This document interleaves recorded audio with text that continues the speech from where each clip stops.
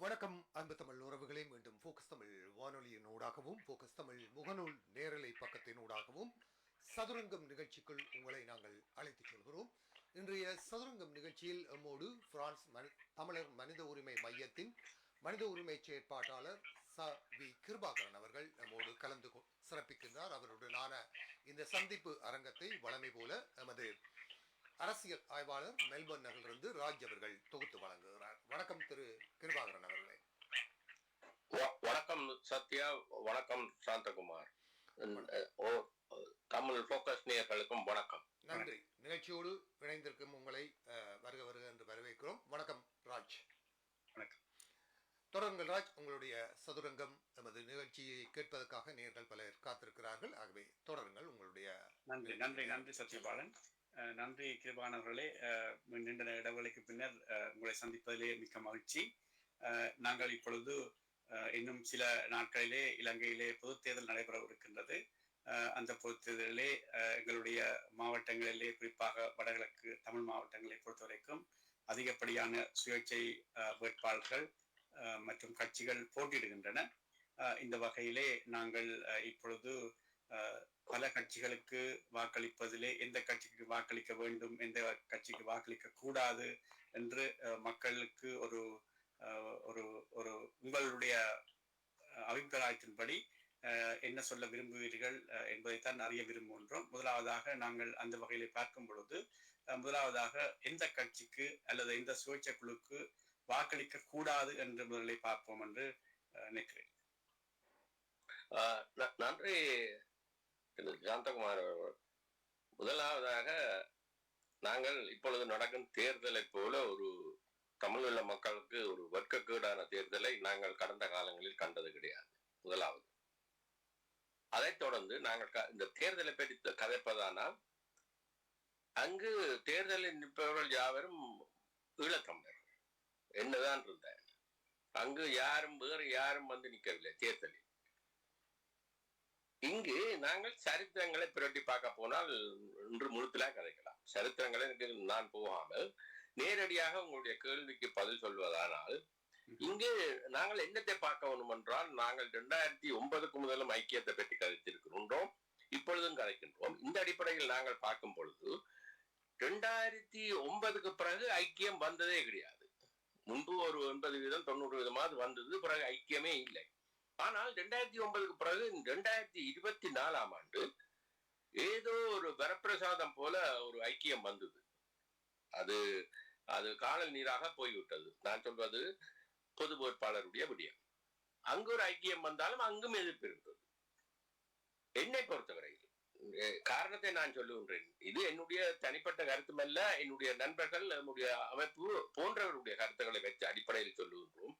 நாங்கள் எங்களுக்கு பல விடயங்கள் தெரிகின்றது, அதை காலப்போக்கில் கதைப்போம். ஒன்று, ஸ்ரீலங்காவினுடைய விடயத்தில் இன்னும் ஸ்ரீலங்கா பாராளுமன்றத்தில் தமிழருக்கு அரசியல் உரிமைகள் கிடைக்கப் போகின்றது. அங்கு அவர்கள் காணி விடுகின்றார்கள், அவர்கள் விடுகின்றார்கள், எல்லாம் விடட்டும். ஆனால் அரசியல் உரிமை, அதாவது தமிழுள்ள மக்கள் 48 இருந்து கேட்டு வந்த உரிமைகள் ஏதாவது கிடைக்கப் போகின்றதா என்பதை நாங்கள் அடிப்படையாக கொண்டு பார்க்கும் பொழுது, பொது வேட்பாளர் என்றவர் வந்தார். அவர் மானங்கட போறார் என்று சொன்ன இடத்திலும் 2 லட்சம் வாக்குகளுக்கு மேல் எடுத்தார். இந்த அடிப்படையில் நான் என்னுடைய பதில் எப்படியாக இருக்கும் என்றால், இந்த பொது வேட்பாளரை யார் யார் முன்னின்று ஆதரித்தார்களோ, யார் யார் களத்தில் நின்றார்களோ, இவர்களை மக்கள் தெரிவு செய்யலாம். நான் குறிப்பிட்ட பேரை சொல்ல விரும்பவில்லை. முதலிலே யார் யாரை தெரிவு செய்யக்கூடாது என்று கதைத்துவிட்டு பின்னர் நாங்கள் யார் யாரை தெரிவு செய்வதை பற்றி ஆராய்வோம். யார் யாரை நீக்க வேண்டும், அதற்குரிய காரணங்களை முதலில் நாங்கள் ஆராய்வோம் நினைக்கிறேன். உண்மையில் யார் யாரை நீக்க வேண்டும் என்றதை நாங்கள் பார்ப்போம். 390 பேரை நீக்க வேண்டும். விளையாட்டு இல்ல, சில்லறையான வேலை அல்ல. 6 பேர் கருத்துப்படி அநேகமான சுயேட்சை குழுக்கள் நீக்கப்பட வேண்டும் என்று எடுத்துக்கொள்ளலாம். நிச்சயமாக இல்லை. நான் இங்கு ஒன்றை சொல்ல வேண்டும். சுயேட்சை குழுக்கள் என்று பார்க்கும் பொழுது 3 தடவையாக ஏமாற்றப்பட்ட தவராசா களத்தில் நிற்கின்றார்.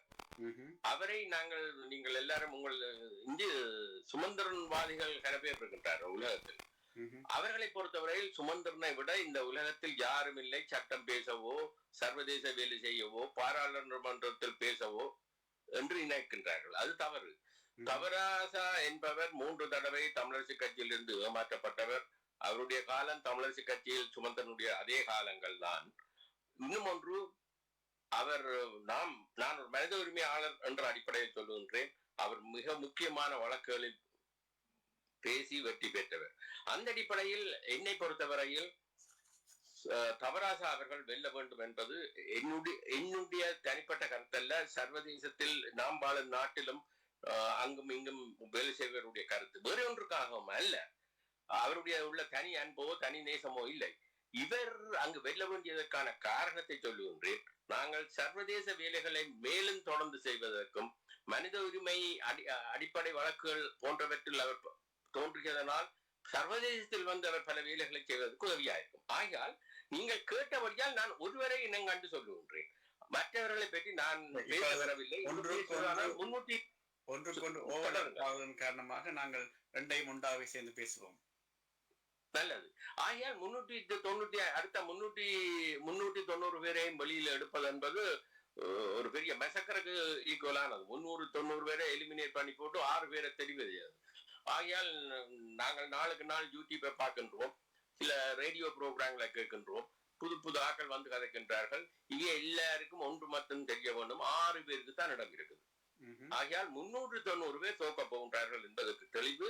இதில் நான் திரு தவராசா அவர்களை விரும்புவதற்கான காரணத்தையும் சொல்லி இருக்கின்றேன். நீங்கள் உங்களுடைய நிலப்பாடுகளை சொன்னால் நாங்கள் தொடர்ந்து இந்த விடயங்களில் பெற்று உரியாகும். சரி, தவராஜாவை மட்டும் நீங்கள் முன்னிறுத்துறீர்களா அல்லது மாம்பழ கட்சியை முன்னிறுத்துறீர்களா? அருமையான கேள்வி. உண்மையில் என்னை பொறுத்தவரையில் மாம்பழ கட்சியில் உள்ளவர்கள் எல்லாரும் பாராளுமன்றம் செல்வதற்கு தகுதி உடையவர்கள். ஆனால் ஏற்கனவே அந்த கட்சியில் ஒருவர் சரவணபவன் ஏற்கனவே பாராளுமன்ற உறுப்பினராக இருந்திருக்கின்றார். நான் ஏன் இதை சொல்லுகின்றேன் என்றால், இப்பொழுது சில பேர் சொல்வது பாராளுமன்றத்தில் செல்வதற்கு உரையாடவும் அங்கு விவாதம் செய்யவும் தகுதி உடையவர்கள் இருக்கின்றார்கள் என்றார். உண்மையில் மாம்பழ கட்சியில் இருக்கின்றார்கள். ஆனால் அந்த கட்சி ஒரு புது கட்சி. அதை மாத்திரம் நாங்கள் மனதில் சொல்ல வேண்டும். அது சுதந்திர சுயேட்சையாக வெற்றி தேர்தலில் நின்றாலும் அவர்கள் ஒரு விடயங்களை கொண்ட ஒரு அறிவை கொண்ட அனுபவத்தை கொண்ட ஆக்கள் தான் அங்கு இருக்கின்றார்கள். ஆனால் அங்கு எல்லாரும் தேர்தலில் வெல்வது என்பது 6 சீட்டையும் அவர்கள் பிரிப்பர் என்பது நான் நினைக்கல அவ்வளவுக்கு மக்கள் ஓம்பட்டு வாக்களிப்பார்கள் என்று. ஆகையால் மாம்பழ கட்சியில் முழுத்தலாக வெல்லணும் என்பது ஒரு பகற்கனவு. அதில் முக்கியமாக உள்ள தவராசா. ஆனால் நீங்கள் முன்பு ஒரு முறை என்னுடன் கதைக்கும் பொழுது சொன்னீங்கள், நிச்சயமாக ஒரு கட்சி வெல்லுமாக இருந்தால் 2 பேர் தான் அங்கு வருவார்கள் என்று. அது எவ்வளவு தூரம் சாத்தியமோ எனக்கு தெரியவில்லை. என்னவோ என்னை பொறுத்தவரையில் மாம்பழ கட்சி வென்றால் நல்லது. ஆனால் அதுக்கான சாத்திய கூறுகள் மேற்குறைவு. தவராசா அவர்கள் நிச்சயமாக வெல்வதால் பல விடயங்களுக்கு நாங்கள் பதில் காண்போம்.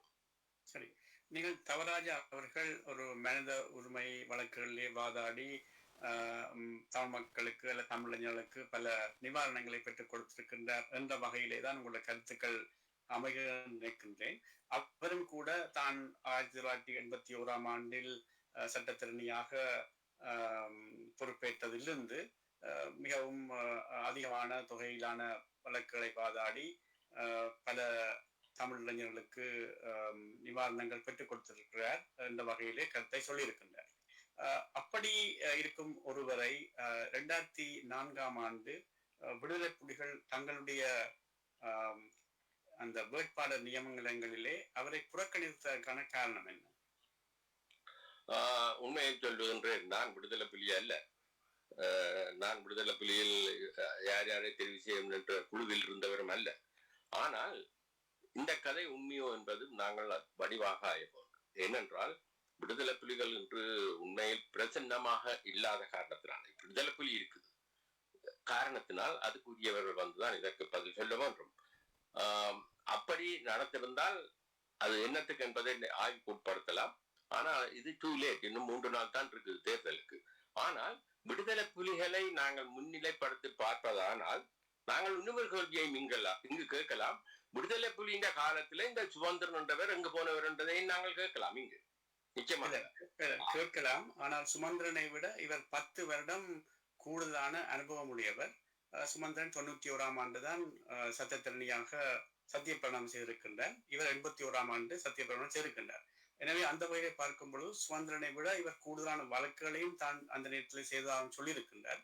அப்படிப்பட்ட ஒருவருக்கு ஒரு அங்கீகாரம் கொடுப்பதற்கு விடுதலை புலிகள் முன்வராமைக்கான காரணம் என்று நினைக்கிறீர்கள்? உண்மையில் நான் இந்த விடயத்தில் பெரிதாக கதைக்க மாட்டேன். ஏனென்றால் நான் விடுதலை புலிகளுடன் ஆதரவாளர் நெருங்கியவர். ஆனால் நான் விடுதலை புலி அல்ல. இந்த இதற்கு பதில் சொல்ல. ஆனா ஒன்றை சொல்லுவேன். திரு தவராசா அவர்கள் விடுதலை புலியினுடைய வழக்குகள் பலதில் தோன்றியவர். அந்த காலத்தில் கூடுதலாக தோன்றியவர் குமார் பொன்னம்பலம் அவர்கள், மாமனிதர் குமார் பொன்னம்பலம் அவர்கள். அவருக்கு அடுத்தபடியாக தவராசாவும் அவருடைய துணைவியார் கௌரி தவராஜா அவர்களும் பல வழக்குகள் தோன்றிட்டார்கள். 2009 பிறகு கோத்தபாயனுடைய கொலை, பல விடயங்கள், கதிராமனுடைய கொலை போன்ற விடயங்களிலும் கொலை முயற்சி, கோத்தபாயுடைய கொலை முயற்சி போன்றவற்றில் இவர் தோன்றி இருக்கு, வெற்றியும் கண்டிருக்கின்றார். ஆகையால் தவராசாவினுடைய கெட்டித்தனத்தை நாங்கள் குறைத்து கணிப்பது என்பது உண்மையில் அது ஒரு விதண்டாவாதமாக இருக்கும். முதலாவது. இரண்டாவது, நாங்கள் ஒன்றை பார்க்க வேண்டும். தவராசா தமிழரசு கட்சியில் இருந்த காலத்தில் பல தடவை ஏமாற்றப்பட்டுள்ளார். ஒரு தடவை அல்ல. ஒரு நியமன எம்பி லிஸ்டில் இருந்து அவர் எடுக்கப்பட்டிருக்கின்றார். அடுத்தபடியாக கொழும்பு மாவட்டத்தில் கேளுங்க, கொழும்பு மாவட்டத்தில் எந்த தமிழன் அதுவும் தமிழரசு கட்சியில் வெல்வான். அடுத்தபடியாக இந்த ஆதாரம் அந்த ஆதாரம் என்று விட்டு பேய் காட்டிய காலங்கள் இருக்கின்றது. ஆகையால் அவர் தமிழரசு கட்சியில் ஒரு பயங்கரமாக பாதிக்கப்பட்ட ஒரு மனிதர். அதற்காக சுமந்திரன் சொல்வார் எப்பவும், இங்கு சம்பந்தர் ஐயாவையும் என்னையும் விட இங்கு ஒரு வழக்கறிஞர் இல்லை என்று. அது போய் அது உண்மை அல்ல. ஆனால் தவராசா அவர்களை அவர் புறக்கணித்ததுக்கான காரணத்தையும் சொல்லி இந்த பதிலை முடிக்கின்றேன். தவராசா அவருக்கு சமாந்தரமான ஆள். நீங்க சொல்வது போனால் இன்னும் 10 வருஷம் கூடிய அனுபவம் கொண்டவர். அடுத்தபடியாக அவர் சர்வதேசத்தில் தன்னுடைய ஆளுமையை காட்டக்கூடியவர். மனித உரிமை சபைக்கு வந்தால் நான் ஒன்றை இங்கு நன்றாக சொல்வேன். சுமந்திரன் மனித உரிமை சபைக்கு வந்தால் அவர் கஜன் பொன்னம்பலம் போல் இல்லாது விடயங்களுடன் விஷயங்களுடன் முக்கிய புள்ளிகளுடன் கலைப்பவர். அந்த விஷயத்தில் நான் சுமந்திரனுடன் மாறுபட மாட்டேன். ஆனால் மற்றவர்கள் சும்மா கஜன் பொன்னம்பலத்துடைய கட்சியில் இருந்து வருபவர்கள் எல்லாரும் அங்கு என்ன செய்கின்றார்கள் என்பதை அங்கு நிற்கும் எங்களுக்கு தெரியும். ஆனால் அப்படியான ஒரு நிலைமையை இன்னொரு வர வேண்டும் என்றால் தவராசா அவர்கள் வந்தால் நன்றாக இருக்கும். அவரால் என்ன விவாதமும் செய்ய முடியும், அதற்கேற்ற ஆவணங்களுடனும் அவரால் முடியும். ஆகையால் இத்துடன் நான் இந்த விஷயத்தை நிறுத்துகின்றேன் என்றால், நான் இந்த விஷயத்தில் உங்கள் வானொலியில் தவராசாவை பற்றி கதைக்கவோ சுமந்திரனை பற்றி கிண்டல் பண்ணவோ வரவில்லை. நாங்கள் விடயத்தை பார்ப்போம். இதிலே சில விடயங்களை நான் தெளிவுபடுத்த விரும்ப வேண்டும். அதாவது நீங்கள் கொழும்பு மாவட்டத்திலே யார் வெல்வார் என்று கேட்டிருந்தீர்கள். 2020ஆம் ஆண்டு நடைபெற்ற தேர்தலிலே தனக்கு கொழும்பு மாவட்டத்திலே போட்டியிடுவதற்கான இடம் கொடுக்கப்படவில்லை என்று அந்த தேர்தல் முடிவடைந்ததற்கு பின்னர் தவராஜா ஒரு பேட்டியிலே சொல்லியிருந்தார்.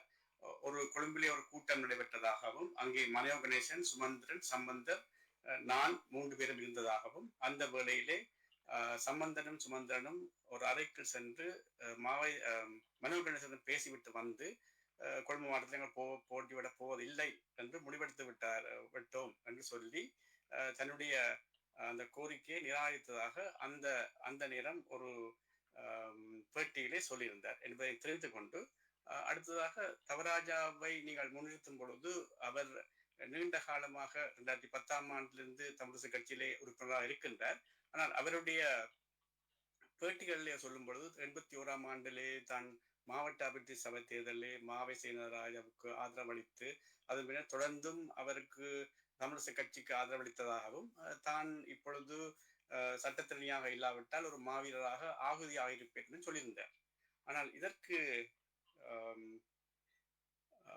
ஒரு கருத்தாக 1994ஆம் ஆண்டு இவர் ஐக்கிய தேசிய கட்சியினுடைய நிறைவேற்று குழு உறுப்பினராக இருந்தது உங்களுக்கு அல்லது பல பேருக்கு தெரியாது. இவர் ஐக்கிய தேசிய கட்சியினுடைய நிறைவேற்று குழு உறுப்பினர்.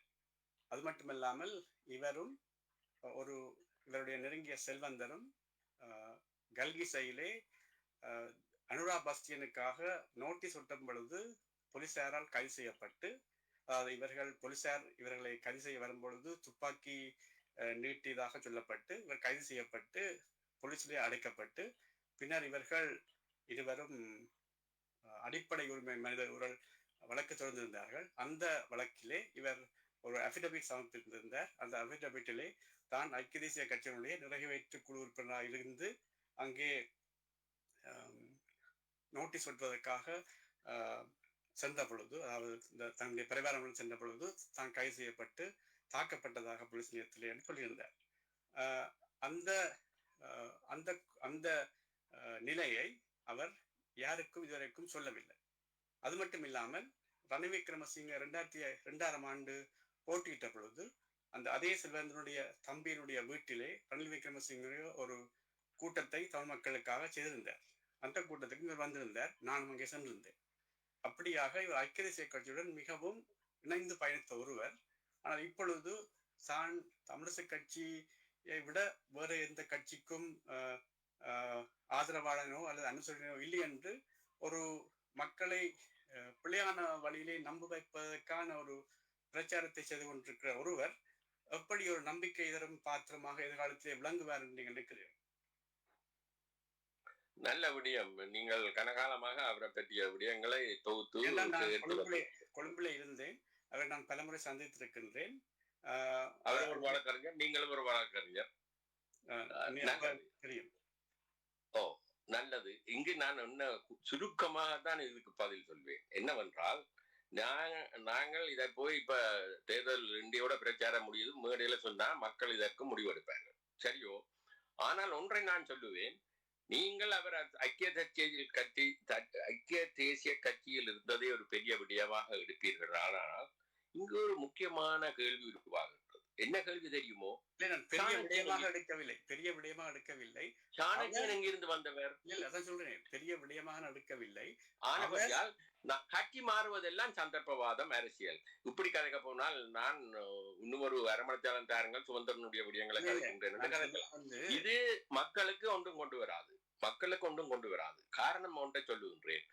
நாங்கள் சுமந்திரன் நல்லதா, தவராஜா நல்லதா, அல்லது கஜன் பொன்னம்பலம் நல்லதா என்று விவாதிப்போமானால் நான் மிக மோசமாக கஜன் பொன்னம்பலத்தை பற்றி விவரிச்சுப்பேன். காரணங்கள் பல. தமிழருடைய இன்ற ஐக்கிய இன்மைக்கே வாய்க்கரிசி போட்டவர் கஜன் பொன்னம்பலம். பிறகு இப்பொழுது அவரும் சுமந்திரனுமாக இவர் ஒரு பாட்டு அவருக்கு பாட, இவர் மேடையில போய் இவையை பற்றி கண்டம் பண்ண, இதுதான் நடக்குது. இதுதான் அரசியல் பிரச்சாரம். இப்படியான அரசியல் பிரச்சாரத்தால அங்கு உருப்படியா ஒன்று நடக்க போறதில்லை. இந்த பார்லிமெண்ட்லயே நடக்க போகுது. நாங்கள் சுருக்கமா பார்ப்போம். உங்களுடைய கணிப்பு நல்லது. நீங்கள் தமிழரசு கட்சியில் எத்தனை பேர் பெறுவார்கள் என்ற ஒரு கணிப்பு வச்சிருக்கின்றீர்கள். என்னை பொறுத்தவரையில் கிழக்கு மாநிலத்தில் ஒரு தமிழன் வந்தால் காணும் என்ற எண்ணத்தில் தான் நான் இருக்கின்றேன். காரணம், அங்கு கிழக்கு மாநிலம் பறி போய்விட்டது. ஆரம்பியால் எங்கேயோ 2 1 3 திருகோணமலையிலேயும் மட்டக்களப்பிலும் வந்தா நல்லது. அது இந்த தமிழன் நாயும் இருக்கலாம், அதை பற்றி பரவாயில்லை. பிள்ளையானை பிடிக்காது, கருணாவை பிடிக்காது, அவங்க வந்தாலும் பரவாயில்லை. ஏனென்றா அவன் தமிழன். அங்கு தமிழனுக்கும் சிங்களவனுக்கும் அடுத்தபடியாக இஸ்லாமிய சகோதரர்களுக்கும் உள்ள பிரச்சனை ஒழிய அது வேறு. யாழ் மாவட்டம், வன்னி மாவட்டத்தினுடைய நிலைமைகள் வேறு. யாழ் மாவட்டத்தில் இப்படியாக இவர்கள் தேர்தலில் நிற்பதே ஒரு அசிங்கமான வேலை. இது ஒரு காரணம். சர்வதேசம் பின்னடிப்பதற்கு தமிழருடைய உரிமைக்கு இது ஒரு முக்கிய காரணமாக காணப்படுகின்றது. நாங்கள் சர்வதேசத்தில் போய் கலைக்கும் பொழுது அவர்கள் சொல்வார்கள், நீங்கள் பல விடயங்களில் இந்த உலக சாதனை புத்தகத்தில் இடம்பெற வேண்டிய ஆக்கள் என்றுதான் பகுதி பண்ணுவார்கள். ஏன் என்று கேட்டால் அவ்வளவு வெட்கக்கேடமான விடயங்கள் எங்களுக்கு நடக்கின்றது. காரணம் என்ன? தமிழருக்கு திமிர். அதுவும் விசேடமாக நான் எந்த தமிழன் என்று சொல்ல மாட்டேன், ஈழத்தமிழன் என்று சொல்வது தவறு. ஏனென்றால் ஈழத்தமிழனுக்கு அப்படியான திமிர்கள் இல்லை. திமிர், நான் பெருசா நீ பெருசா. இன்றைக்கு கஜன் பொன்னம்பலத்தை பாருங்கள். கஜன் பொன்னம்பலம் சொல்வது ஏதாலும் நடைமுறைக்கு சாத்தியமான விஷயங்களா? நான் தெரியாம கேட்கின்றேன். அவரை பொறுத்தவரையில் ஜெனிவாக்கு வருவார். UN கூடாது, சரி, ஏன் வாரி யோசிக்காது? சர்வதேசம் கூடாது, சரி, ஏன் அதை போய் சர்வதேசத்தோட கதை?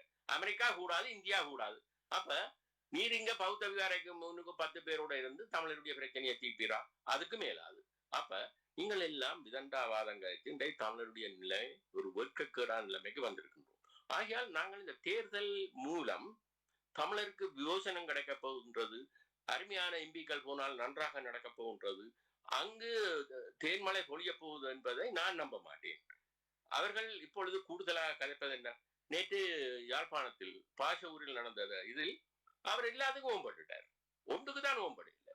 அரசியல் உரிமை என்னன்றதே அதுக்கு இன்னும் பதில் இல்லை. காணி விடுவோம், எங்கட காணிய நீ ஏனப்பா விட போகணும், நாங்களே எடுப்போம், அது எங்களுக்கு காலம் தெரியும், இப்ப எடுக்கணும்.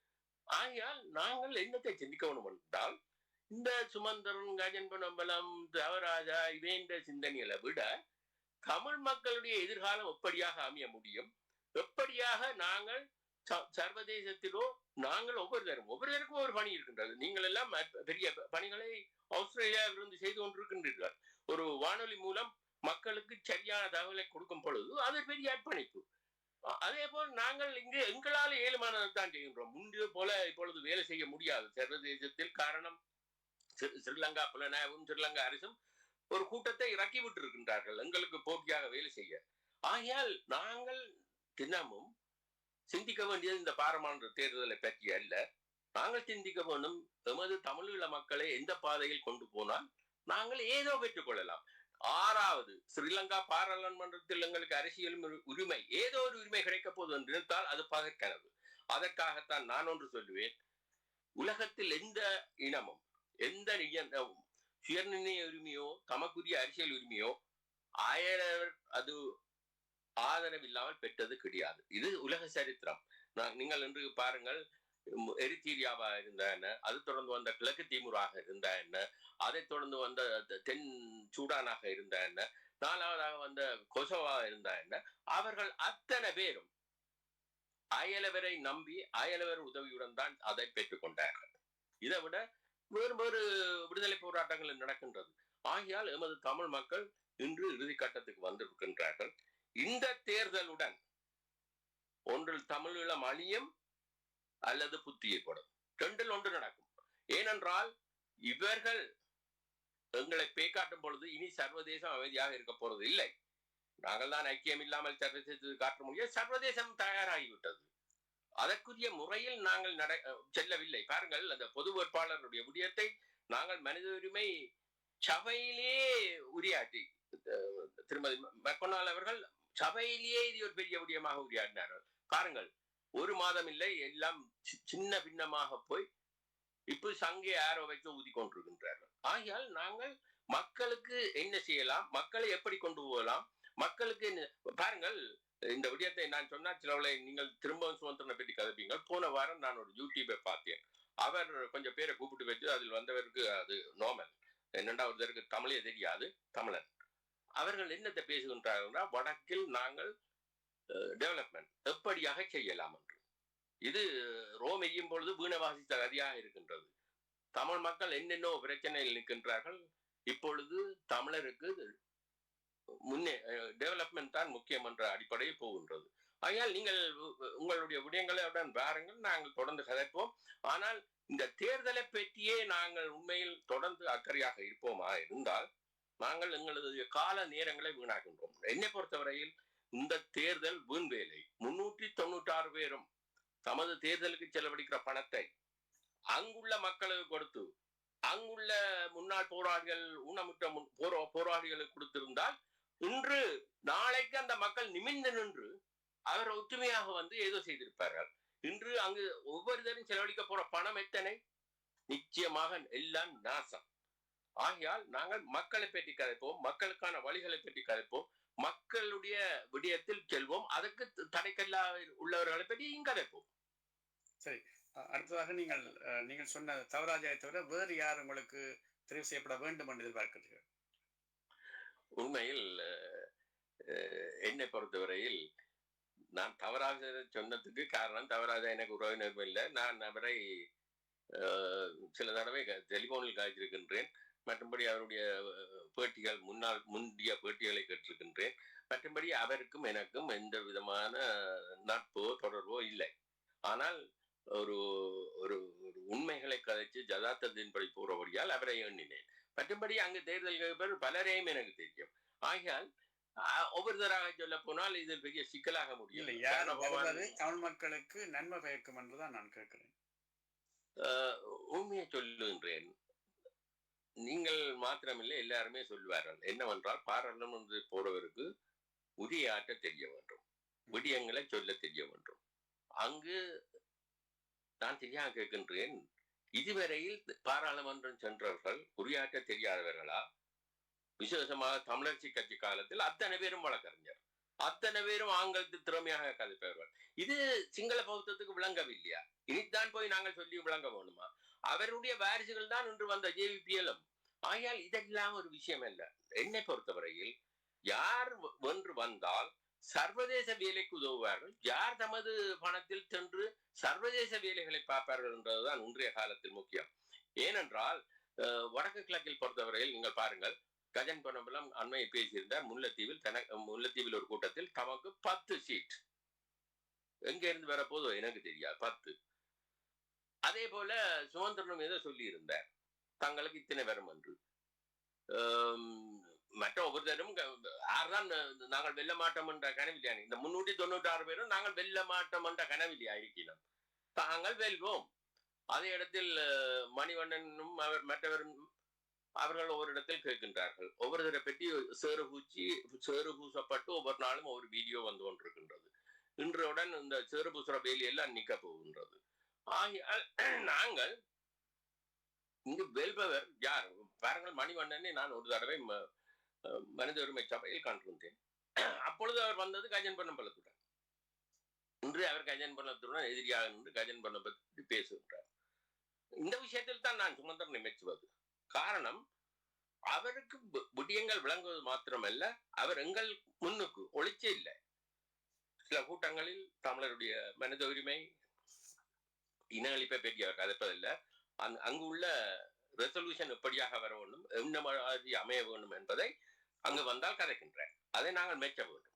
ஆனால் அங்கு கட்சிகள் 1008 பிரச்சனை, அவர் தான் கட்சி ஆளுகின்றார் என்ற ஒரு கதைகள், இப்படி கணக்க விஷயங்கள் இருக்கின்றது. இதுகள் நாங்கள் அங்கு இல்லாத நாங்கள் அதுகளை பற்றி கதைப்பது சரி. அவர் வருவதை உங்களுக்கு வருவதிலே உடன்பாடு இல்லை என்ற விதமாகத்தான் உங்களுடைய கருத்துக்கள் இருக்குன்னு அதுக்கான காரணத்தை சொல்ல முடியும். ஒரு நிமிஷம் மென்று கொள்ளுங்க. உண்மையை சொல்லுகின்றேன், அவர் வரப்படாதுன்றது என்னுடைய சிந்தனை இல்லை. நான் ஒன்று சொல்லட்டா, உண்மையை சொல்லுகின்றேன். தவறாக வர வேணும் என்று சிந்தித்த அதே வேளை சுமந்திரன் வருவார் என்றது உலகத்துக்கு தெரியும். ஏனென்றால் அப்படியாக மனிப்புலேட் பண்ணப்பட்டு வச்சிருக்கு அந்த லிஸ்ட். ஆகையால் சுமந்திரன் நம்பிக்கையாவே இல்லையார். ஆர் என்னதான் பிரதட்ட பண்ணினா என்ன, சுமந்திரன் நம்பிக்கையா வெல்வார். ஏனென்றால் என்னுடைய கேள்வி, அவர் வருவதை நீங்கள் ஆமோதிப்பது போல தெரியவில்லை, அதற்கான காரணம் என்னதான் கேட்கிறேன். 1000 இது இருக்குது. நான் ஒவ்வொன்றா போகல, ஒன்றை கேட்கின்றேன். இன்றைக்கு சுமந்திரனும் சேர்ந்து சொல்லுகிறார் வடக்கு கிழப்பு இணைப்பை பற்றி. நல்ல விஷயம். இந்த வடக்கு கிழப்பு பிரித்த பொழுது டெலோ வழக்க போட்டு அந்த ஃபைலே யார்கிட்ட கொடுத்தது? இரண்டாவது கனகேஸ்வரன்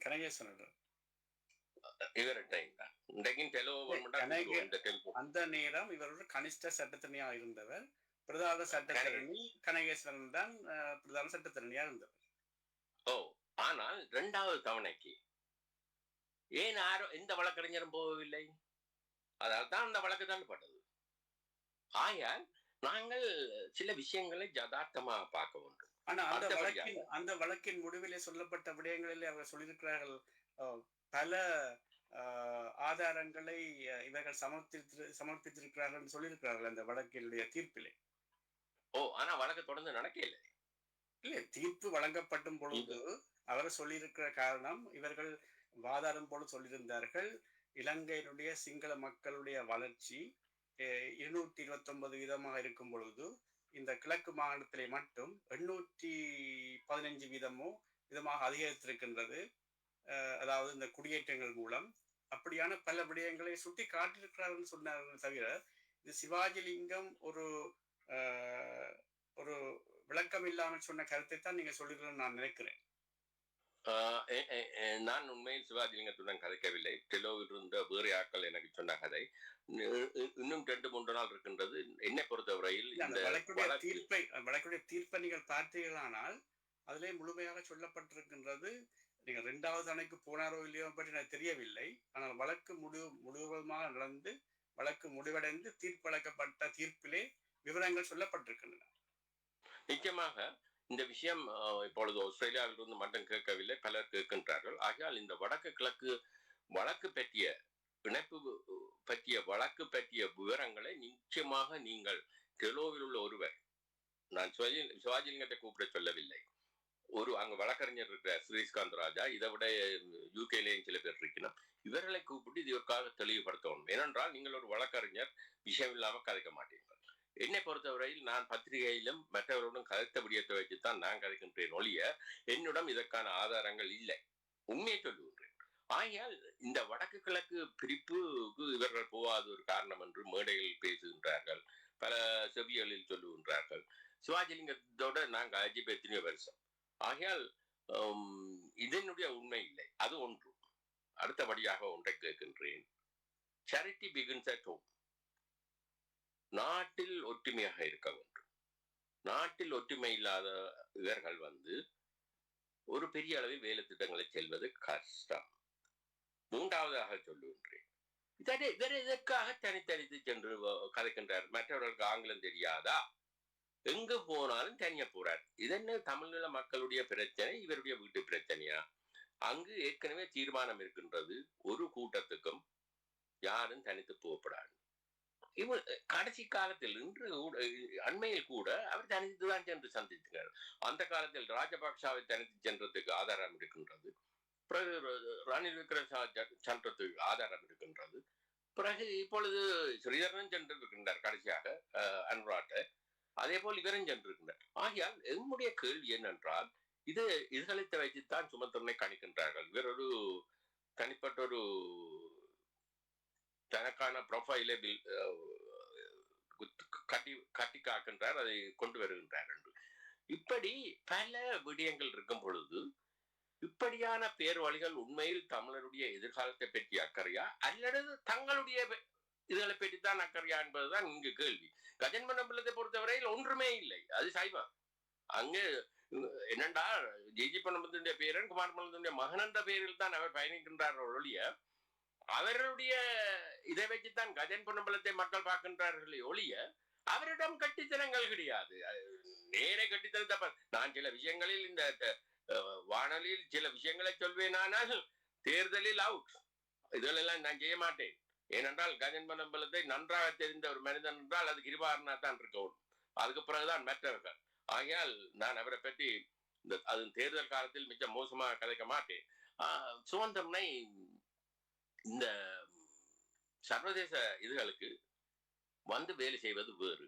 நான் கேட்கின்றேன் இந்த இடத்தில் எல்லாரிடம், இந்த வேட்பாளர் அத்தனை பேரிடம் கேட்கின்றேன், மதர் தெரேசா எப்படியாக தன் மக்களுக்கு சேவை செய்தார்? மதர் தெரேசா என்ன பார்லிமெண்ட்டுக்கு போனவா, மினிஸ்டரா வந்தவா, தேர்தல் நின்றவா? மதர் தெரேசாவை இவர்கள் ஒரு பாடமாக கொள்ள வேண்டும். மதர் தெரேசா வேறொரு நாட்டிலிருந்து இந்தியாவில் அங்கு அவர்களுடன் வாழ்ந்து அவர்கள் செய்த அர்ப்பணிப்பில் தான் இன்றைக்கு ஒரு செயின்ட், ஒரு புனித ஆக ஏற்றுக்கொள்ளப்பட்டது. ஆகையால் பாராளுமன்றத்துக்கு செல்ல வேண்டும், அங்கு மூலம் கலக்க வேண்டும். அதுக்குள்ளால் தான் நாங்கள் சில விடயங்களை பெற்றுக்கொள்ளலாம். அதன் மூலம் தான் நாங்கள் பிரபல்யம் தேடுவதெல்லாம் போய். நீங்கள் தேர்தல் இல்லாத காலத்திலும், நீங்கள் பாராளுமன்ற உறுப்பினர் இல்லாத காலத்திலும் தாராளமாக வரலாம், தாராளமாக வேலை செய்யலாம்.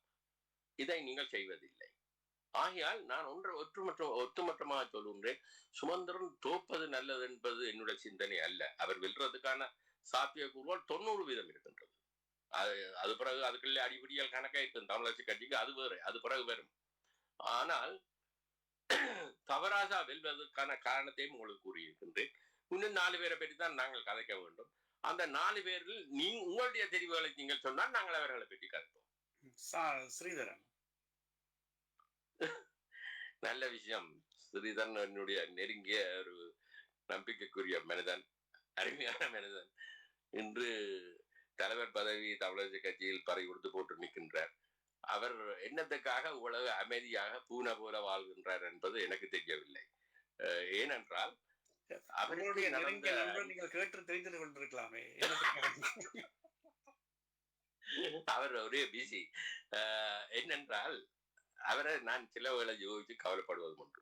ஏனென்றால் அவரிடம் நல்ல கெட்டித்தனங்கள் இருக்கின்றது. அவர் ஒரு பிரின்சிபலா இருந்ததோ இன்னும் தெரியவில்லை. அவர் நல்ல ஆளுமையாக சில விஷயங்களை கதைப்பார், இதன்னுவார். அவர் இந்த 13ஆம் திருத்த சட்டத்துக்கு எல்லாம் எதிர்மாறவனவர். அவர் என்னதான் பேசின என்ன, அவர்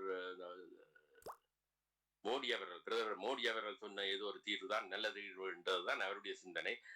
அது வரும் வரைக்கும் இந்த ஒரு கதை சொல்லுவார்கள், நாங்கள் பட்டுப்பாட்டு தருவோம், அதுவரையும் நீங்கள் நிர்வாணமாயிருங்கள் என்ற போலதான் இந்த 13ஆம் திருத்தத்தை பற்றி நாங்கள் கதைப்பது.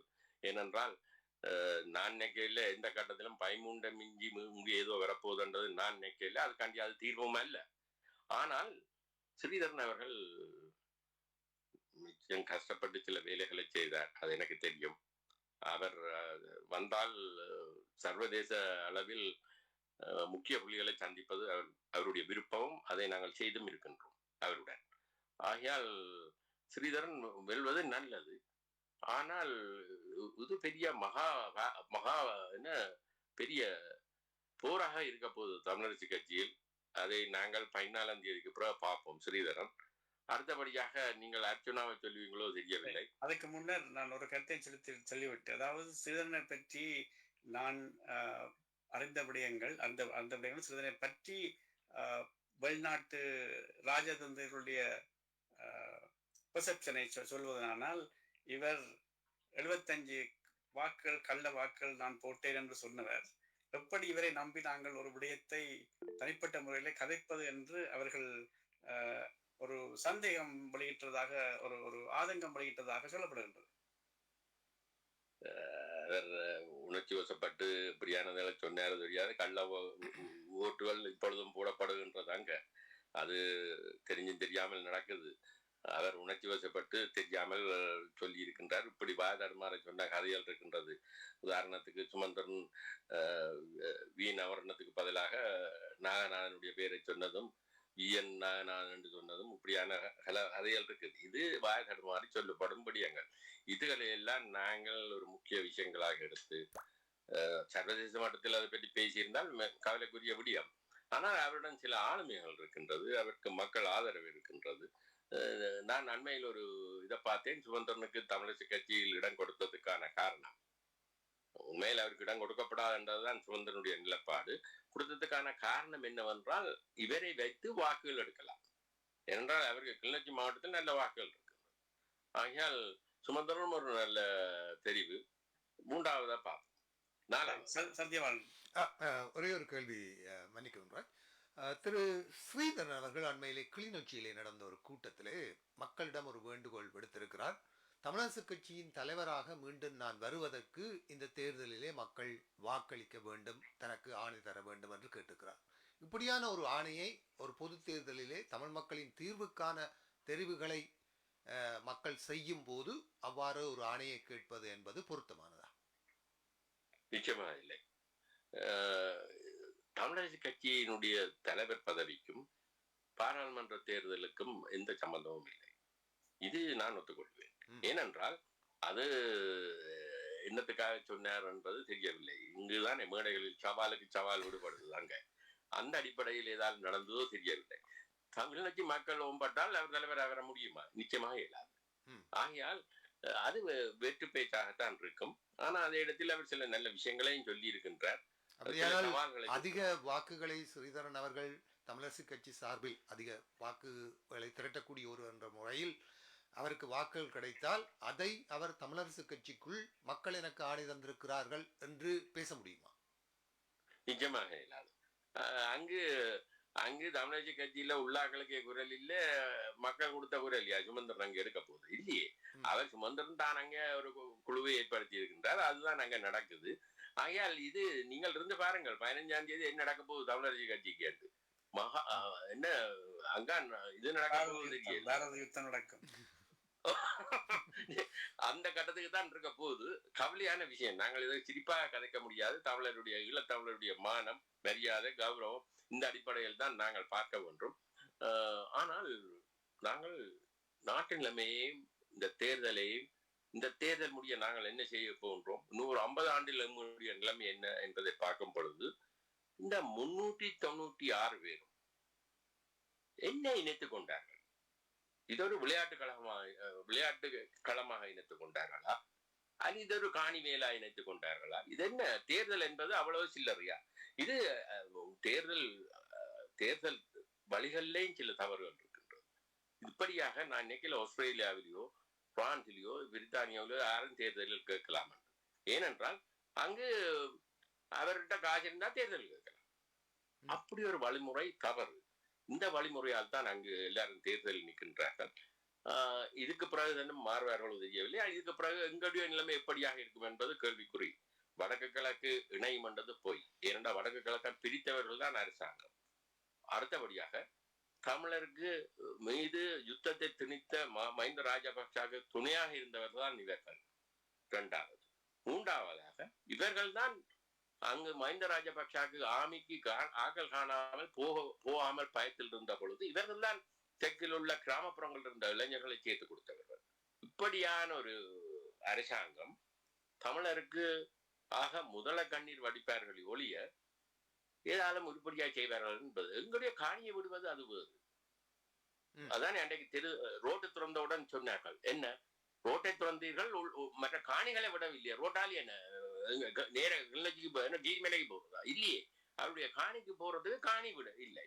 ஆகையால் இப்படியான விஷயங்கள் அங்க இருக்கும் பொழுது இதை அங்கு பாராளுமன்ற நாங்கள் அர்ஜுனாவை பற்றி பார்ப்போம்.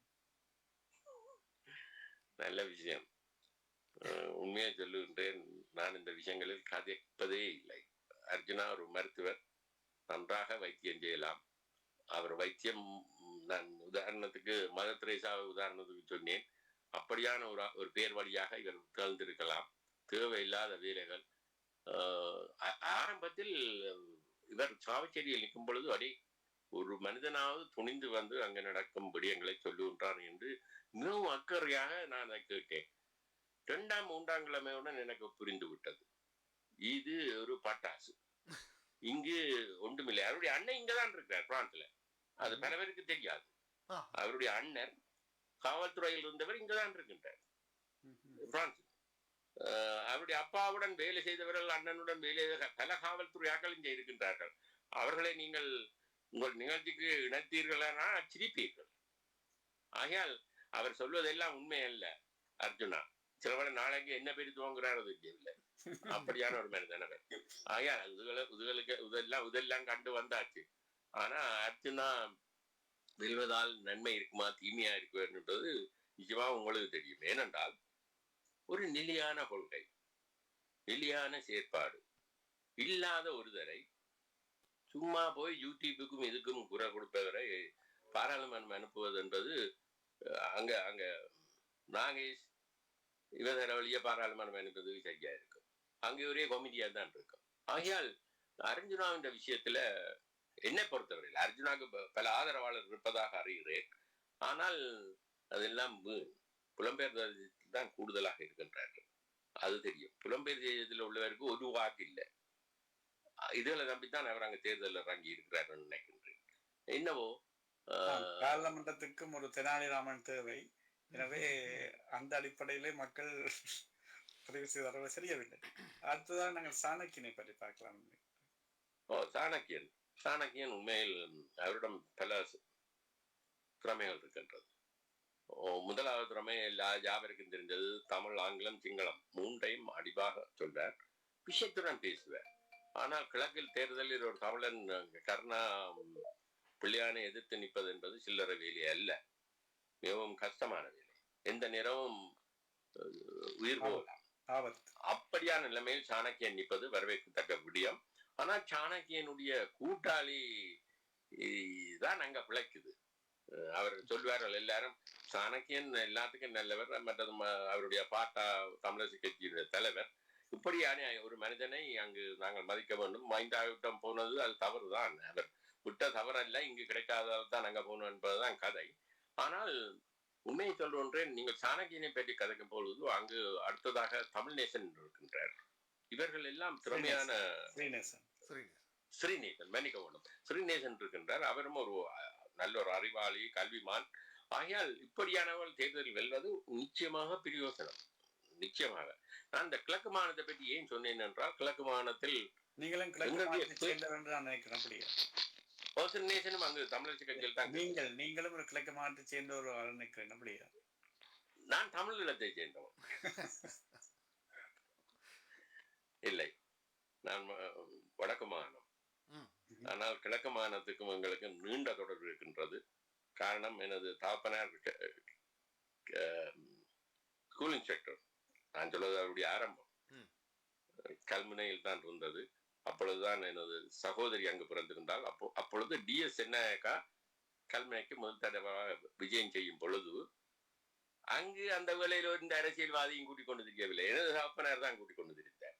படங்கள் இருக்கின்றது. அது மாத்திரமல்ல, அவ்வேளையில் தான் எனது சகோதரி கல்முனை ஆஸ்பத்திரியில் பிறந்திருந்தார். அதையும் போய் பார்த்தேன். ஒரு பிரதமர் எனது அம்மாவின் அக்கா பிறந்த வேளையில் அதையும் போய் பார்த்தேன். இப்படியான சம்பவங்கள் நடந்ததால் நான் வடக்கு கிழக்கு என்பது பிரிக்க முடியாது. கிழக்கில் நடக்கும் அநியாயங்களை நாங்கள் விட்டுக்கு கொடுக்க முடியாது. கிழக்குக்கு முன்னுரிமை கொடுக்கணும் என்ற கொள்கையில் நான் நிச்சயமாக இதாக வேலை செய்கின்றேன். மற்றும்படி நான் பிறந்தது வளர்ந்தது ஆரம்ப கல்வி எல்லாம் வடக்கில் தான். பிறகு வேற இடங்கள் ஆகையால் கிழக்கு வடக்கு கிழக்கை பிரிக்க முடியாது. வடக்கு கிழக்கு என்பது தமிழ். அடுத்தபடியா செல்வம் அடைக்கல்நாதன். செல்வம் அடைக்கல்நாதன் நீண்ட காலமாக அவர் பாராளுமன்ற உறுப்பினராக வந்திருக்கின்றார். யாரை பற்றி எடுத்தாலும் எங்கும் ஒரு யூடியூப் இருக்கும் அவரை பற்றிய குறைகள். ஆகையால் செல்வம் அடைக்கல்நாதன் அவர்கள் நீண்ட காலமாக பார்லிமெண்ட்டுக்கு சென்று வந்தாலும் அவரை பற்றி சொல்லப்படும் குறைகளை அவர் பதிலளிக்க வேண்டும் என பதிலளிக்காமல் விடுவது தவறு. செல்வம் அடைக்கல்நாதன் அல்ல, அந்த கட்சியில் இன்னும் ஒருவர் போட்டியிடுகின்றார். அவரை பற்றியும் பெரிய குறைகள் பெரிய இதுகள் எல்லாம் இருக்கின்றது. அதுக்கு ஆவணங்களையும் சிலர் கொடுத்து கொண்டிருக்கின்றார்கள். ஆகையால் அவர்கள் தேர்தல் முதல் இதுகளை கிளியர் பண்ணி நிற்க வேண்டும். இப்படியான குறைபாடுகள் யார்கள் இருப்பார்கள். ஆனால் அவர்கள் தேர்தல் வென்றதுக்கு பிறகும் சில சிக்கல்கள் உருவாகலாம். ஆனால் அவர் எல்லாம் ஒரு ஆயுத போராட்டத்தால் தமிழ் மக்களுக்கு அறிமுகமான ஒருவர். ஆனபடியால் என்ன நடக்குதோ பார்ப்போம். தொலைபேசி அழைப்பு வந்திருக்கிறது ராஜ், ஏற்றுக்கொள்ளலாமா? வணக்கம் புதியவன், நிகழ்ச்சியோடு இருந்திருக்கக்கூடியவர். வணக்கம், நன்றி. என்னன்னு சொன்னால் நிறைய அலசல் பண்ணீங்கள். இந்த தேர்தல் இன்றைக்கு முடிவு தெரியும் இல்லையோ? இன்றைக்கு இல்ல 14ஆம் தேதி 14ஆம் தேதி வந்துட்டு இந்த ஓடி வந்துட்டது. இல்ல கேள்வி என்ன, அவருக்கு தெரிஞ்ச அளவுதான் எங்களுக்கும் தெரியும். அது எங்களுக்கு தெரியாது. அவர்கிட்ட கேள்வி கட்டின்னு அறிஞ்சுக்க வேண்டிய அவசியம் எதுவும் இல்லை. இப்ப வருவார் அவர் என்ன இவர் அங்க 20 இந்த முறை நவம்பர் மாதம் வந்துட்டது. அது வருவாரா வாராண்டு இவர் சொன்னார். கூட்டிக் கொண்டு வருவாரா இல்லாட்டி இவர்கிட்ட விட்டு போய் சந்திக்கலாமா பிரான்ஸ்ல என்று சொன்னா கேட்பான். சரி, அதை பற்றி கடைசியாக பார்த்தோமா? சரி, அடுத்தபடி அவருக்கு நல்ல மதிப்புங்க இருந்தது பிரான்ஸ்ல. அந்த சப்ஜெக்ட் போக வேண்டாம் என்றால் அப்புறம் தான் நானும் எனது அப்பா விழத்து வள்ளையா எங்களுக்கும் தெரியும். ஆகவே என்ன அதுக்கு நான் போயில, குடும்ப இதுக்கு நான் போயில. இப்ப எங்க கேள்வி இப்ப இவர் சம்பந்தப்பட்டு இவர் ஏற்கனவே சொன்னதானே காசி ஆனந்த் தோழர் தானே இவர். அப்ப எப்ப நம்ம வருவாரா, நாங்க அதுக்கு தயார்படுத்தலாமா, சந்திக்கலாமா என்றதான் அறிய விரும்புறோம். மற்ற கேள்விகள் எங்களுக்கு பதில் தெரியும். இல்ல நான் இதுக்கு பதில் சொல்றேன். ரெண்டு வாழும் லைன்ல நான் நிக்கிறேன்.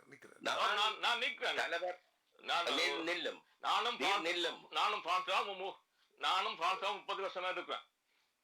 நீ 30 வருஷமா இருந்தேன், 3 வருஷமா இருந்தேன். எனக்கு உதவி பற்றி அக்கறை இல்ல. கொண்டு பதில் சொல்றேன் கேளும்.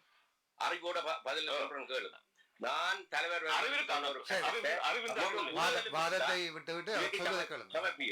தலைவர் வருவார் என்று நான் சொன்ன ஒரு தலைவர் உயிரோடு இருக்கின்றார் என்று நான் சொல்லி இருக்கிறேன். இதை விட நான் ஒண்ணு கதைக்கல. முதல் விஷயங்களை அறிவோட அறியுங்கள்.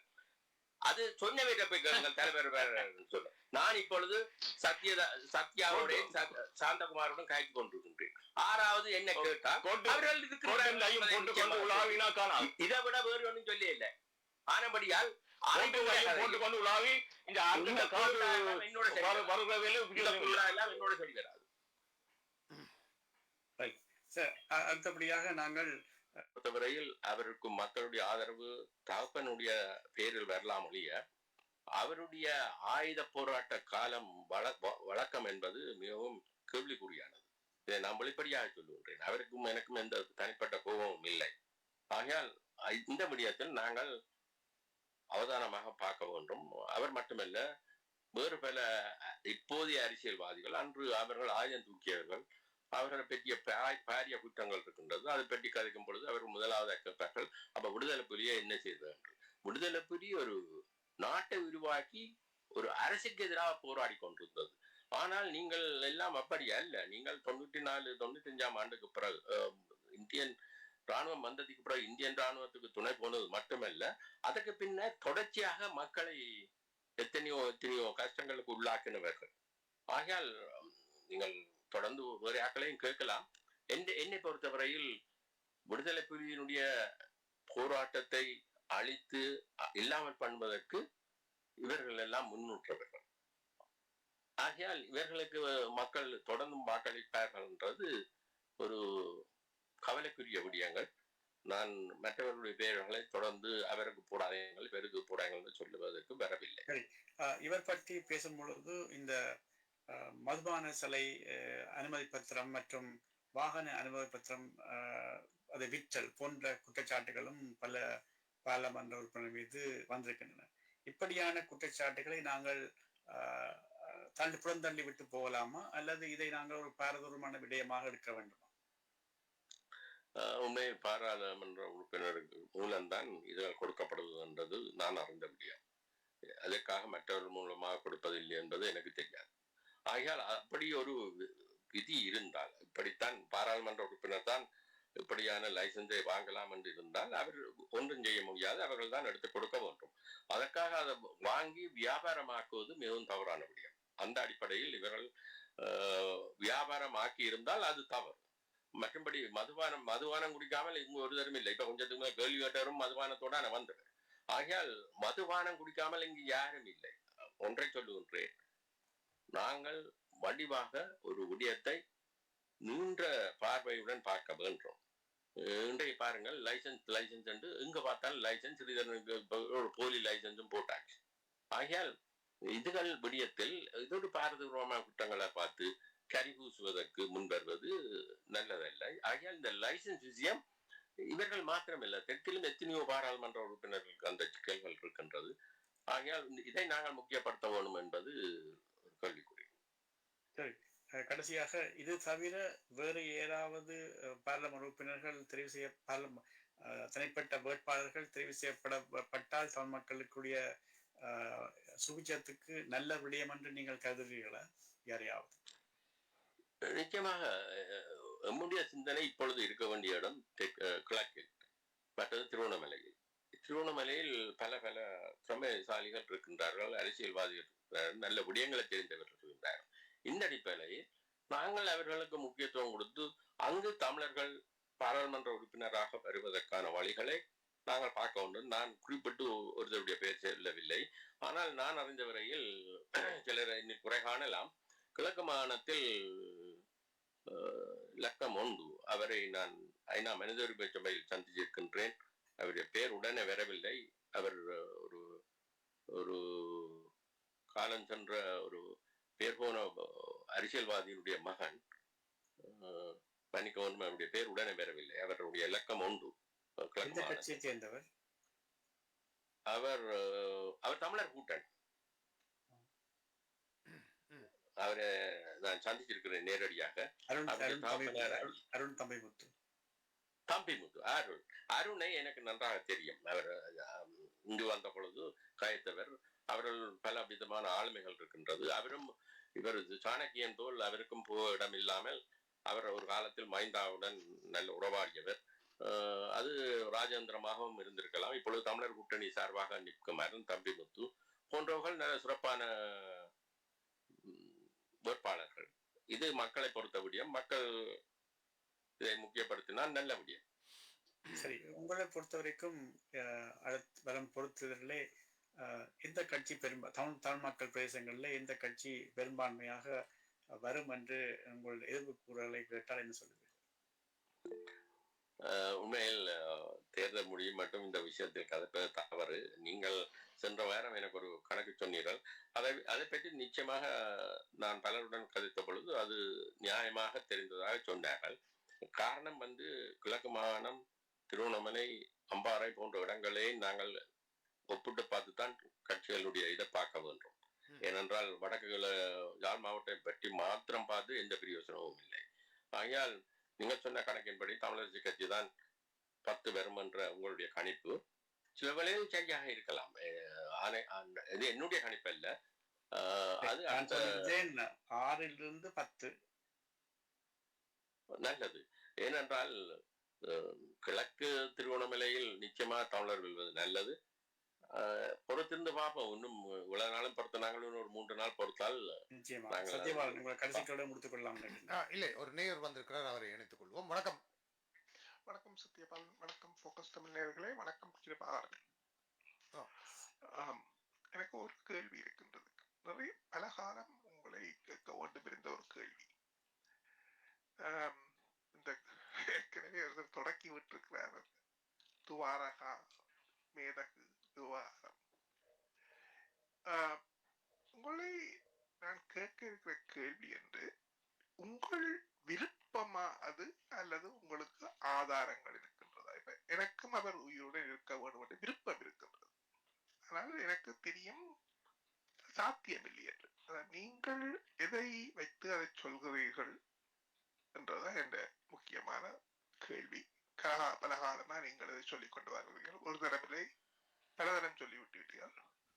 அப்படியே அதை கேட்க வேண்டும் என்று யோசிக்கிறேன். பலரும் சொல்கிறார்கள், சில பேரை கேட்பாய் சொல்றார்கள், அவர் மனதில் வாழ்கிறார், அதைத்தான் சொல்கிறோம். நீங்கள் அப்படி லிட்டரல் என்று சொல்வார்கள். லிட்டரல் அந்த என்ன உங்களை நீங்கள் அதை எப்படி அதை சொல்கிறீர்கள் என்றதுதான் என்ற கேள்வி. நன்றி, வணக்கம். அருமையான கேள்வி, அறிவான கேள்வி. நிச்சயமாக நாம் பதில் சொல்ல ஒன்றும். இதற்கு பதில் சொல்லாமல் ஓடினால் தண்ணி போட்டு வந்திருக்கு கலைக்கிறவருடைய கேள்விகள் நியாயமாக இருக்கும். ஆகையால் இந்த கேள்விக்கு நான் பதில் சொல்லுகின்றேன் சரியான முறையில். நீங்கள் என்னுடைய சேவைகளை பலரிடத்தில் கேட்ட என்று சொல்லுகின்றீர்கள். நல்ல விஷயம், எனக்கும் அது விருப்பம். நான் எந்த செவியிலாவது கனவு கண்டு சொன்னதாக சொல்லவில்லை. இப்பொழுது தொடர்பில்லாவிட்டாலும் நான் இதுகளை கதைக்கிற வேளையில் எனக்கும் அவர்களுக்கும் தொடர்பு இருக்கின்ற அடிப்படையில் தான் கதைத்தேன். அதை தொடர்ந்து சொல்லிக் கொண்டு வருகின்றேன். இப்பொழுது எனக்கு தொடர்பில்லை, அதையும் நான் சொல்லுகின்றேன். அந்த அடிப்படையில் தான் அவர்கள் உயிருடன் இருக்கின்றார்கள் என்பதை சொன்னேன். தொடர்ந்தும் சொல்லுவேன். என்னுடன் தொடர்பில்லாதபடியா அவர்கள் செத்து போனார்கள் என்று நான் சொல்ல வர மாட்டேன். இன்னும் ஒன்றை சொல்லுகின்றேன். நான் எந்த கட்டத்திலும் அதை நீங்கள் நிரூபித்தால் அன்றுடன் இருந்து இந்த வானொலிகள் என்னுடைய வேலைப்பாடுகளை நிறுத்துவேன். எந்த கட்டத்திலாவது தலைவர் வருவார், வரும் பொழுது பாருங்கள் என்ற ஒரு வீடியோ ஆடியோ ஒன்றை நீங்கள் நிரூபித்து இந்த வானொலிக்கு கொடுத்தால் நான் அதுக்கு பதில் சொல்ல ஆயத்தமாயிருக்கிறேன். பதில் சொல்ல வேண்டிய அவசியம் இல்லை. அதை அவர்கள் நிச்சயமாக சுதந்திரமாக அதை போட்டு காட்டலாம். கிருபாகரன் இத்தனையாம் தேதி தலைவர் வருகிறார் என்று சொன்னவர் என்றிருந்தார். நான் நிச்சயமாக ஒரு நாளும் சொல்லவில்லை. நான் சொன்னது தலைவர் இருக்கிறார், தலைவர் சுகமாக இருக்கின்றார். தலைவர் மட்டுமல்ல, பொட்டமான் இருக்கின்றார், அவர்களுடன் பலர் இருக்கின்றார்கள். இன்றும் சொல்லுகின்றேன், இன்னும் சொல்லுவேன். ஆகையால் கற்பனை கதைகள் தம்முடைய அறிவுக்கு கேட்டது போல் நான் கதைக்க வேண்டும் என்பதும், தண்ணியை போட்டு கதைப்பதும், என்னை பற்றி அசிங்கமான படங்களை போடுவதும் இது ஒரு அசிங்கமான வேலை. இது தமிழீழ தலைவரை நீங்கள் அசிங்கப்படுத்தும் வேலை திட்டங்கள். இங்கு அவர் கேட்டிருந்தார், நீங்கள் எப்படி அதை சொல்லுகிறீர்கள், அதுக்கான காரணம் என்ன? நீங்கள் தொடர்பில் இருந்ததாக சொல்லுகிறீர்கள், எப்படி அந்த தொடர்பு வந்தது, எப்படி நீங்கள் அதை ஒரு உறுதிப்படுத்திக் கொள்கிறீர்கள்? நல்லது. உண்மையில் சில விஷயங்கள் வெளியில் போய் சொல்ல முடியாது. ஆனால் நான் தலைவரை ஒரு தடவை இல்லை பல தடவை சந்தித்தவர். அடுத்தபடியாக என்னுடன் தொடர்பில் இருக்கிறார்கள் என்னும் பொழுது யார் யார் எங்கிருந்து இருக்கின்றார்கள் என்பதை சொல்வதானால் அது மிகவும் தவறான வேலை, நம்பிக்கை துருவோம். இரண்டாவது, நீங்கள் ஒன்றை பார்க்க வேண்டும், தலைவர் உயிருடன் இருந்தால் ஏன் வரவில்லை என்று பலர் இருக்கின்றார்கள். நான் ஒன்றை சொல்லுகின்றேன், வடிவாக கேளுங்கள். தலைவரை பொறுத்தவரையில் தலைவர் ஒரு சில்லறை மனிதன் அல்ல, ஒரு நாட்டை உருவாக்கிய மனிதன். இந்தியாவில் இன்றும் ரஜினிகாந்தியின் கொலையில் அவர்கள் வேண்டப்படுபவர்கள். அதே இடத்தில் ஸ்ரீலங்காவில் 200-300 வருடங்கள் அவர்களுக்கு தண்டனை விதிக்கப்பட்டிருக்கின்றது. அடுத்தபடியாக இன்டர்போல் லிஸ்டில் இன்னும் இருக்கின்றார். இதே இடத்தில் ஒன்றை நாங்கள் பார்க்க வேண்டும், இதுவரையில் ஸ்ரீலங்கா அரசாங்கம் ரஜினிகாந்தியின் கொலைக்கான வழக்குகளை முடிப்பதற்கு ஸ்ரீலங்கா அரசாங்கம் அதற்கான இறப்பு சான்றிதழை கொடுத்திருக்கின்றதா, DNA அறிக்கையை கொடுத்திருக்கின்றதா? இப்பொழுது இங்கு வந்து கதைப்பவர்கள் பலர் ஸ்ரீலங்கா புலனாய்வுடன் வேலை செய்வார்கள், அவர்களுக்காக வக்காலத்து வாங்குவார்கள். இறுதியாக ஒரு வசனத்தை சொல்லுகின்றேன், போராளி என்பவர்கள் யார் என்று நீங்கள் பார்க்க வேண்டும். போராளி என்பவர்கள் எல்லாரும் போராளிகள் அல்ல. 2009 முதல் அங்கு சங்கருடைய கொலையில் சம்பந்தப்பட்டவர் வந்து சுவிஸில் இருக்கின்றார். அடுத்தபடியாக நீங்கள் பார்த்தீர்கள் என்றால் சில பொம்பளை பிரச்சனைகள், களவு பிரச்சனைகள், சில சிக்கல்லை கலைக்கப்பட்டு வந்தவர்கள் வெளிநாட்டில் இருக்கின்றார்கள். இவர்கள் நெய்க்குடம் உடைந்தது நாய்க்கு வேட்டி என்று தாங்களும் போராளிகள் என்று வந்து 2009 வந்த போராளிகள் ரெண்டு விதம் இருக்கின்றது. ஒன்று ஸ்ரீலங்கா புலனாய்வுடன் விளைவரும், மற்றவர்கள் அப்பாவிகள். இப்படியான விதத்தில் போராளிகள் இருக்கும் பொழுது இவர்கள் ஒட்டுமொத்தமாக நின்று நாங்கள் எல்லாரும் போராளிகள் ஆகையால் அவர்கள் ஞானஸ்நான புனிதப்படுத்தப்படுகின்றார்கள்.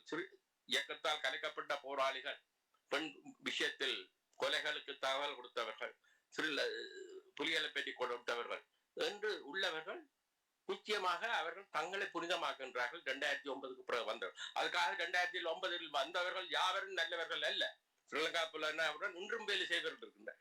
ஆகையால் கொலைக்கோ மிரட்டலுக்கோ பயந்தவன் அல்ல. அப்படி என்றால் நான் எப்போ விட்டுட்டு போயிருப்பேன். இதெல்லாத்தையும் முன்பு சந்தித்தவன் நான். ஆகையால் இந்த தண்ணி போட்டு கதைக்கிறதும், தூள் அடிச்சு போட்டு கதைக்கிறதும், தாங்கள் ஒரு ஹீரோ ஒன்று மற்றவங்க காட்ட கதைக்கிறதுக்கு நாங்கள் இடம் கொடுக்க முடியாது. யதார்த்தம் என்பது உண்மை. உண்மையை விட வேறு ஒன்றுமல்ல. எனக்கு காசு தேவையில்லை. யார் காசு? எனக்கு என்னது காசு? நான் காசுடன் நான் வாங்குறேன். உலகத்தில் என்னுடைய நண்பர்கள், எனக்கு தெரிந்தவர்களுக்கு தெரியும் எப்படியான வாழ்க்கை, எப்படியாக இருக்கின்றோம். இந்த காசு எல்லாம் காசு சேவை உள்ளவனுக்கு கொடுங்கள். நான் காசு கேட்டது என்றதை நீங்கள் நிரூபித்தால் ஆரிடமிருந்து அதையும் ஏற்றுக்கொள்வேன். ஆகையால் என்னுடைய முடிவுரை என்னவென்றால், நான் எங்காவது தலைவர் வருகிறார் என்று சொன்ன ஒரு வீடியோ இருந்தால் அதுக்காண்டி வெட்டியொட்டாத இருந்தால் அதை கொண்டு வாருங்கள். அடுத்தபடியாக சொல்லுகின்றேன், நான் காஜாரிடம் கேட்டவன் என்று சொன்னால் அதையும் கொண்டு வாருங்கள். அன்றுடன் நான் இவற்றை நிறுத்துவேன். நான் உண்மையுடன் யதார்த்தத்துடன் நடப்பபடியேத்தான் அன்றிலிருந்து இன்று வரை தலை வணங்காது சர்வதேசத்தில் வேலை செய்கின்றேன். மதிப்புக்குரிய தலைவர் மேதகு பிரபாகரனை பல தடவை சந்தித்திருக்கின்றேன். நான் எல்லாம் ஒரு கேள்வி ஞானத்தில் வேலை செய்வன் அல்ல. ஆகையால் இதுதான் என்னுடைய உரை, இதுதான் என்னுடைய முடிவு. நீங்கள் சவால் விட இயலும் என்றால் அதை நீங்கள் இந்த ரேடியோ போகாஸ்க்கு கொடுங்கள். நான் அப்படி பேசிய உரியை எது, தலைவர் வருகின்றார், தலைவர் வந்து எல்லாம் செய்வார், தலைவர் வருகின்றார் என்று நான் சொன்ன ஒரு விடயத்தை கொண்டு வாருங்கள். நன்றி. சரி, இந்த இறுதியாக என்னிடம் இருக்கக்கூடிய ஒரு கேள்வி, நீங்கள் கடந்த வருடம் நடந்த சம்பவங்களின் போது துவாரகாவுடன் பேசியதாக குறிப்பிட்டிருந்தீர்கள். எனக்கு சில புகைப்படங்கள் ஒரு ஊடகவியலாளராக எனக்கு கிடைத்திருந்தது. இராணுவ புலனாய்வினர் வேறொரு தரப்பினருக்கு அனுப்பி அவர்களிடமிருந்து எங்களுக்கு கிடைத்த தகவலின்படி துவாரகா அவர்களுடைய இறந்த உடலினுடைய புகைப்படங்கள் கிடைத்திருந்தது. நீங்கள் எப்படி துவாரகாவுடன் பேசினீர்கள்? ஒரு தடவை இல்லை, பல தடவை. சரிதானே? துவாரகாவுடன் நான் பேசுவது எப்படி, எதுக்குள்ளால் என்ன மாதிரி என்பது சொல்வது நான் அவர்களை காட்டிக் கொடுப்பதற்கு செய். அது ஒன்று. இரண்டாவதாக நீங்கள் யாவரும் ஒன்றை உணர வேண்டும். விசேடமாக ஆங்கிலத்திலும் எழுதியிருக்கின்றேன், தமிழிலும் எழுதியிருக்கின்றேன். சிங்களத்தில் சிங்களவர்கள் அதை மொழிபெயர்த்து போட்டார்கள். என்னவென்றால் 2023 ஆண்டு அக்டோபர் மாதம் 10ஆம் தேதி நினைக்கின்ற கொழும்பு பத்திரிகையில் ராஜபக்ஷா கோத்தபாயா மைந்தா கோத்தபாயா சரத் பொன்சேகா கமால் ஹர்னர் இந்த 4 பேருக்கும் சவால் விட்டு ஒரு கட்டுரை எழுதியிருந்தேன். அவர் இருப்பதை நான் நிரூபிக்கின்றேன். உங்களால் முடியுமானால் வாருங்கள். வருவது மாத்திரமல்ல, நீங்கள் நிரூபிக்கப்பட்ட பின்னர் நீங்கள் அவர்களுடைய கொள்கை அவருடைய வேலை திட்டத்துக்கு நீங்கள் வேலை செய்யணும் என்று கூறியிருந்தேன்.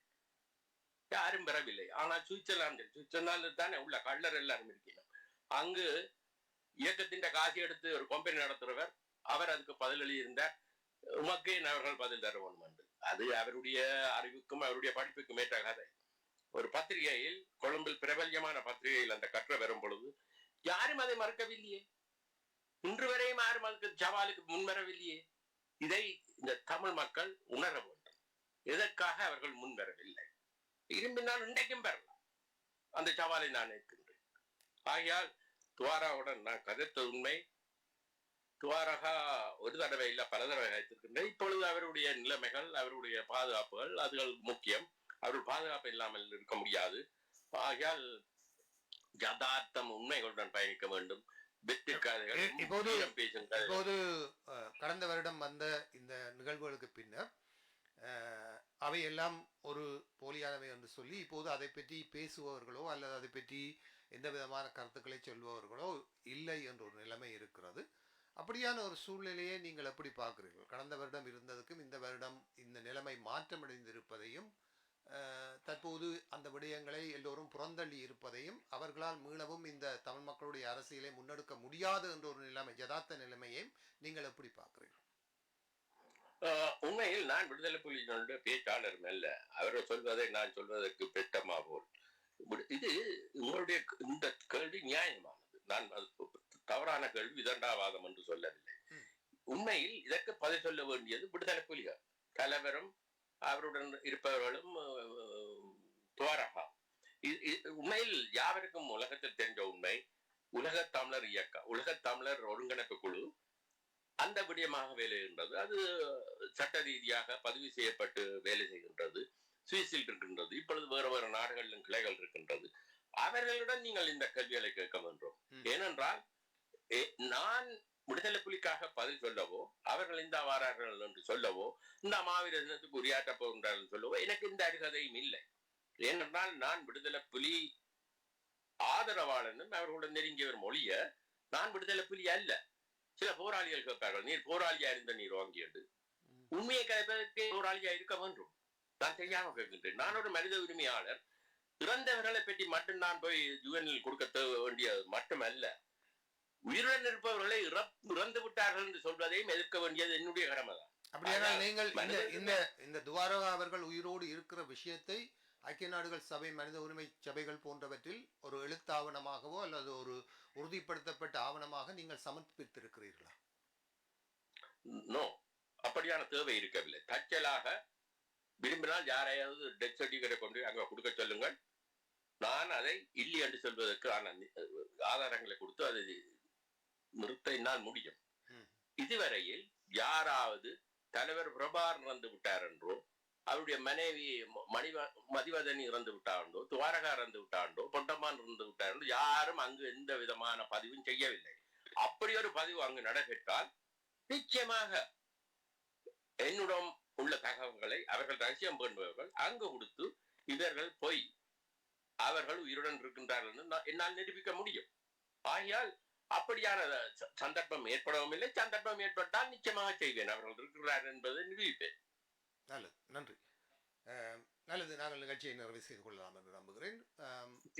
நன்றி, மிக்க நன்றி திரு கிருபாகரன் அவர்களே. நம்மோடு நிகழ்ச்சியோடு இணைந்து உங்களுடைய கருத்துக்களை பகிர்ந்து கொண்டதுக்கு நமது மனமார்ந்த நன்றிகளை தெரிவித்து உங்களிடமிருந்து விடைபெறுகிறோம். நன்றி, வணக்கம். நன்றி, வணக்கம். நன்றி சத்யா, நன்றி சாந்தகுமார் அண்ணன், எல்லாருக்கும் நன்றி, வணக்கம். நாங்கள் 15ஆம் தேதி தேர்தல் முடிவுகளை பார்த்து மீண்டும் தொடர்பு கொள்வோம். நன்றி, வணக்கம். நன்றி, நன்றி, மிக்க நன்றி, நன்றி, வணக்கம்.